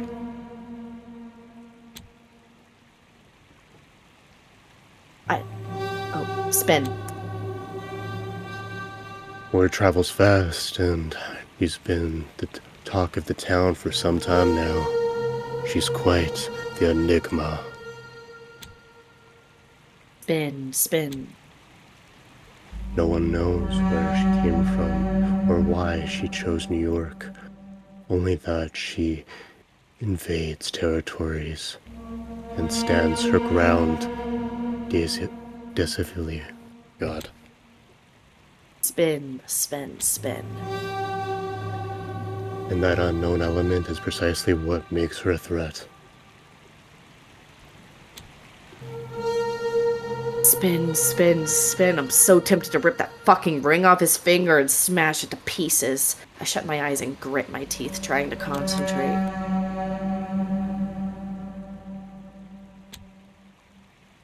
I get it. You're being cautious. But I'm really not in a position to tiptoe around a potential lead. Maybe all the scary stories are just gossip, and she's actually quite reasonable. Perhaps, but this is fact, not gossip. Many kindred who sought her out have never returned. That's also true for both the Camarilla and Anarch turfs, where we've taken risks and gotten useful intel. I don't get why you're all weird about looking for Veritra, especially since you've never even met her. Or so you claim. The diff. He stops spinning his ring and grips it tightly, his knuckles turning a shade paler. The main difference between her and the Camarilla is that with the ivory tower, you can occasionally talk your way out of the deal, negotiate like you did a couple of nights ago. With Vitra, the story has just one ending. You disappear. His explanation almost makes sense, but he won't even look at me as he speaks, just gazes off into nothing, fingers constantly dancing on a stupid ring. And when I get that everyone has their quirks, I'm not demented enough to think I don't have any. It's really starting to get on my fucking nerves. You know what? As much as it kills me to say it, you're right. This Vitra chick is just way too dicey to just waltz up to. Let's stick to something more solid for now. Yes, exactly. He sounds so relieved. It almost makes me feel bad for what I'm about to do. Almost. But then he starts spinning that goddamn ring again. It's just... this is killing me. I need to do something with my hands before I literally explode. A look of concern flickers across his face. Literally explode. Does that have something to do with your clan? Nah, it's just how I'm wired. Got a coin or something I can toss, maybe a pebble, a button. He gives me a puzzled look, but dutifully digs into his pocket and hands me a coin. A quid, if I'm not mistaken. Thanks, so... Oh shit, looks like the serpents are having second thoughts about letting us walk. As he turns to look, confused, I swiftly snag both the coin and this cherished ring from his hand. Before he can turn back, I slip the ring on my finger and step back. Never mind, probably just my mind playing tricks. Hey, what's up with your ring? Up close, the ring is actually pretty intricate, even kind of beautiful. It's a dice spinner that mimics a D20 dice. I give it a flick. It lands in a 1. I choose not to take that as an omen. My ring? It was... I lift my hand and give my fingers a little wave, lashing the double band. If he were mortal, Pradraic would be the portrait of distress right now with his pupils shrinking to dots. He reaches out with a trembling hand. Give it back. Why the fuss? It's a cool piece and all, but seriously, what's the big deal? You don't understand. I really need it. Back, please. I stand my ground with my arms crossed, watching him falter. His body tenses as if to jump, then relaxes abruptly. His hands clench and unclench, and it's clear he's struggling to keep himself composed, almost on the verge of kneeling. I know he's been putting up a show for these past few nights. He's a pro, and I get that. Game recognizes game. But right now, he looks so downright pathetic that I have to really remind myself that we're both just playing our parts here. Callie, I'm serious, please. It could turn really ugly, really fast. Give it back. Give it back. Just give it back. He seems so... Am I the bad guy here? This can't go on. I need to find out. I will if you tell me what the fucking problem is. Look at this from my angle, will you? I feel like I'm about to lose my head here, and you're acting like it's fine to gamble with my existence. You know how messed up that sounds, right? It's not what you think. Just please, hand it over and... And then what? You'll just skirt around the issue. That's all you ever fucking do. He stays quiet, teeth clenched, shivering on the ground as if he's going through withdrawal. Who knows? Maybe he is. You really don't think much of me, do you? Haven't I shown you I'm reliable enough? Come on, Pradraic. Quit the game just this once and trust me. What's going on with you? I might be able to help, you know. I pry his hand away from the decaying plank that he's nearly crushed, slip the ring onto his finger and step back, just in case he decides to take a well-deserved swing at me. The reaction is instantaneous. I watch in silence as he curls in on himself, cradling his hand to his chest, his head bowed, shoulders heaving with sharp, near mortal breaths. It takes a while for him to find his words. I wrestle with my impatience. Just stay cool. Wait. Right when I'm about to blurt out something stupid, he speaks. I do not leave important decisions to a die roll. Absolutely not. You're right. It would be momentarily foolish. He lifts his gaze from the ring and looks at me with a piercing clarity. I plop down next to him, nodding at him to go on. This ring, I consider it my lifeline, keeps me from drowning in the relentless flood of voices inside my head. It doesn't shut them up entirely, but it dampens them, makes them manageable, subdued. Wait a minute. Is this why you've been so obsessed about inner voices? And that Duskborn, Sana? Yes, I'm searching for a more lasting solution, or for some clarity at least. Clarity on what? On what these voices actually represent. You don't know? I know. I've known these voices as long as I can remember. I understand why they grew stronger after my embrace, but I also know they're not like what others experience. Pradraic, I'm so lost. What others are you talking about? He fell silent for a hot minute, the ring on his finger twitching incessantly. It's a truly irritating sight. I should probably look away before I'm tempted to yank it off again.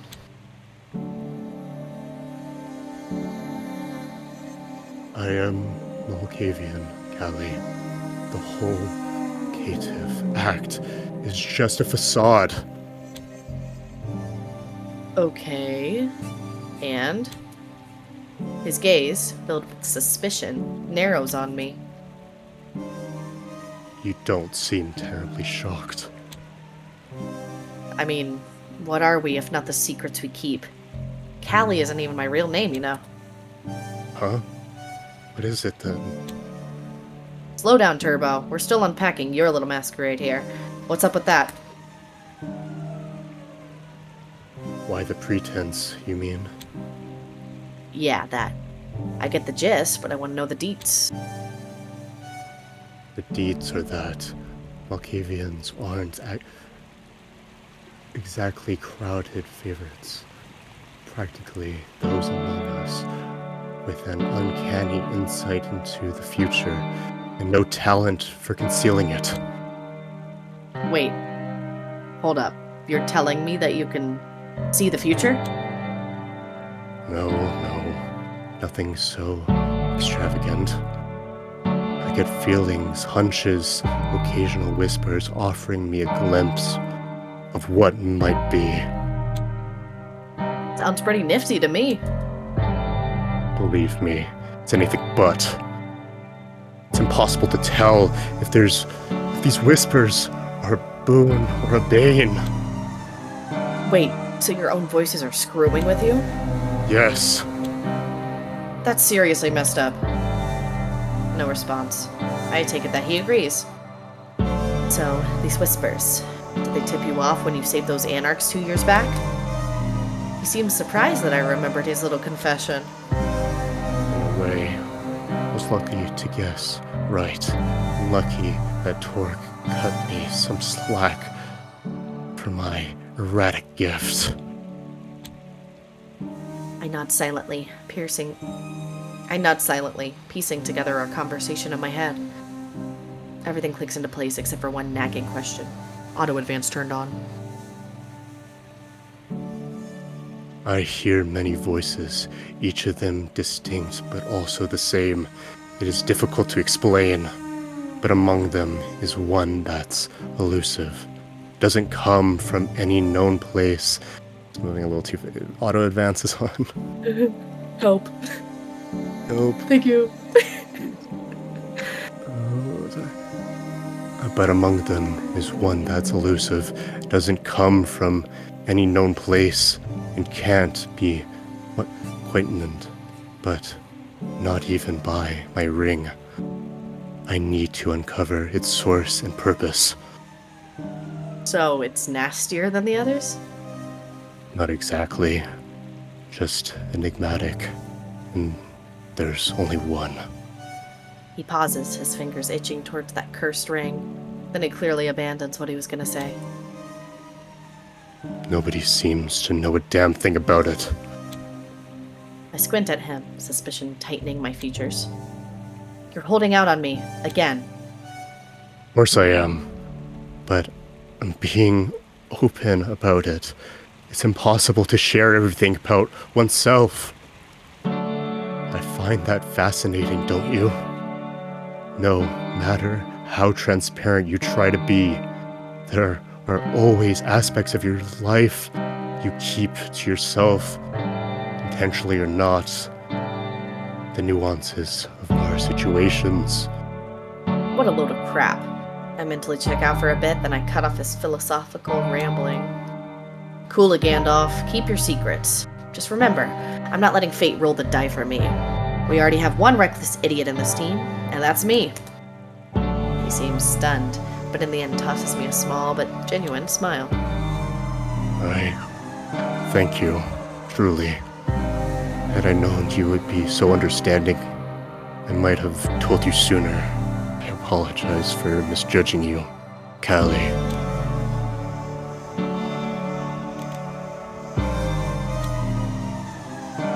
Not making me feel things. It's not my style. As you wish. So, shall we go back to the important stuff?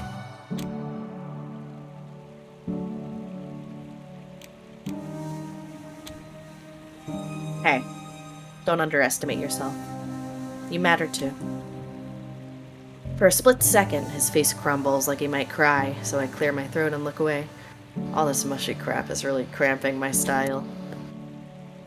So, Reynard, why is the circulatory system so obsessed with getting him out of the picture?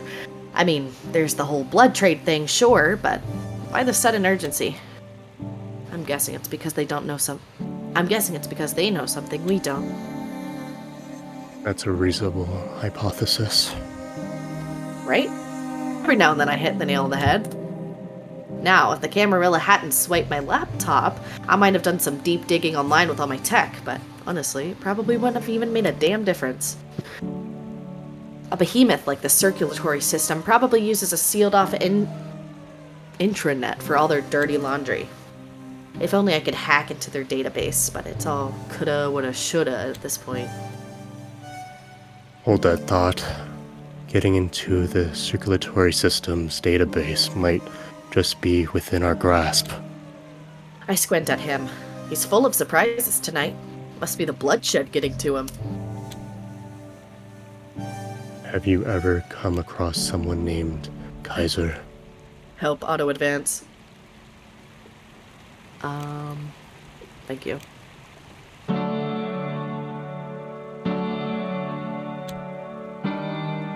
Might have caught wind of him. Isn't he the slick, sharky guy? Would it be prudent to avoid discussing his appearance, especially in his presence? Kaiser is quite the figure here in New York, a veritable eminence grise whose influence extends everywhere, like a spider web. There's little he doesn't know, even with the recent acceleration with the Lasombra Primogen.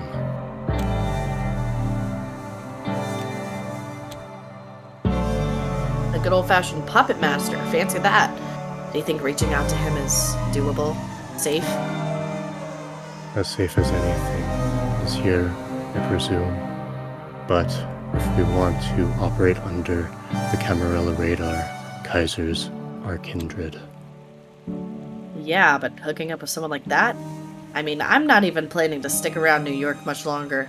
Piling up debts while hunting for my sire sounds like a nightmare. That is fair. Well then, we don't have any other... Hold up. What about that Malkavian savant? Word on the street is she's pretty slick with intel.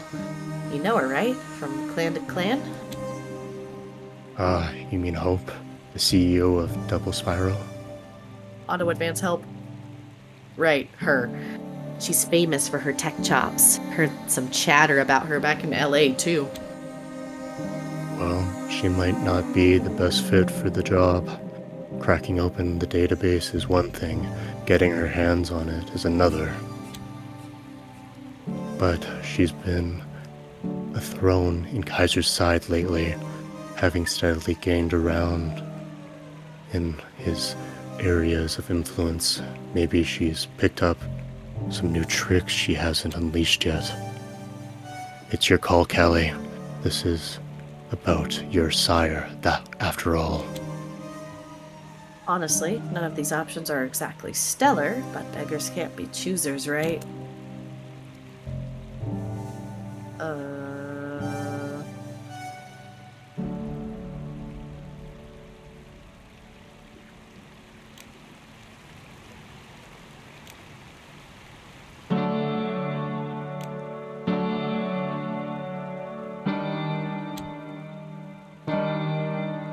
Let's touch base with the tech whiz. Seems like a safer bet to me. All right, I'll set up a meeting for tomorrow night, just after sunset. Meet me at my haven as soon as possible. You'll find another place to crash tonight, I take it. He's learning. Neat. Yeah, but I'll be there. Pinky promise. He flashes me a knowing grin and nods. Then we go our separate ways, melting into the vanishing night. Kinda ironic, isn't it? The deeper I sink into this mess, the lighter I feel.